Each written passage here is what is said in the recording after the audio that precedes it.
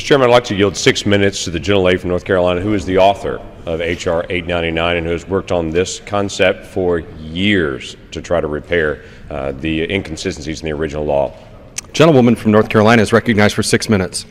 Thank you, Mr. Chairman. I thank the gentleman from Oklahoma for yielding and for shepherding this bill through the committee. I'm especially grateful to Mr. Langford for his tireless efforts on behalf of this legislation. Not only I, but the people of this country owe him a great debt of gratitude. I also want to commend him for employing such a wonderful staff. They have been a real pleasure to work with and have been devoted to getting this legislation passed. And I want to recognize the efforts of Chairman Issa and his staff at the Oversight and Government Reform Committee, including his eloquent comments today. They have provided my office with 5-star service.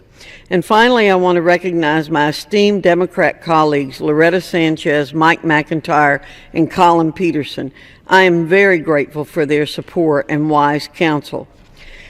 They realize that this legislation does not stop the federal government from adopting regulations. And I'm frankly shocked at the allegations by some of our colleagues on the other side who say this is going to stop the federal government from regulating and putting in common sense rules and regulations. If you had the straw dog in the dictionary and wanted to look up the definition, the arguments against this legislation this morning would fit the bill.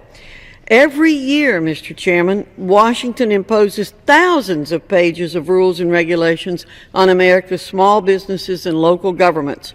Hidden in those pages are costly mandates that make it harder for companies to hire and for cash-strapped states, counties, and cities to keep streets safe and parks clean.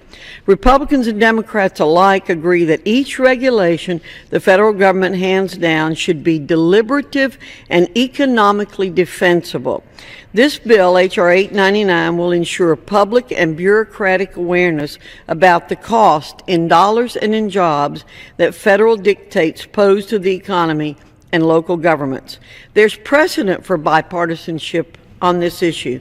In 1995, members from both parties supported and President Clinton signed the Unfunded Mandates Reform Act, UMRA, which sought to expose Washington's abuse of unfunded federal mandates. The 1995 bill was designed to force the federal government to estimate how much its mandates would cost local governments and employers, not to prevent it from regulating, but to make sure its regulations were fair and efficient. For the most part, the 1995 law has worked very well. But over the years, weaknesses in that law have been revealed, weaknesses that some government agencies and independent regulatory bodies have exploited.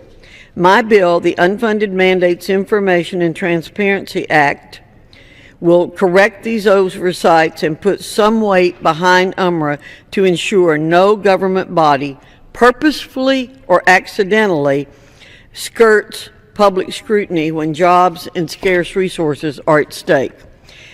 H.R. 899, Mr. Chairman, has bipartisan DNA.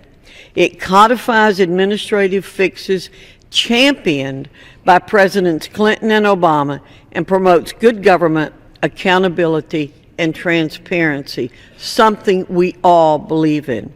For these reasons, I urge my colleagues to support this common sense bipartisan bill, and I yield back the balance.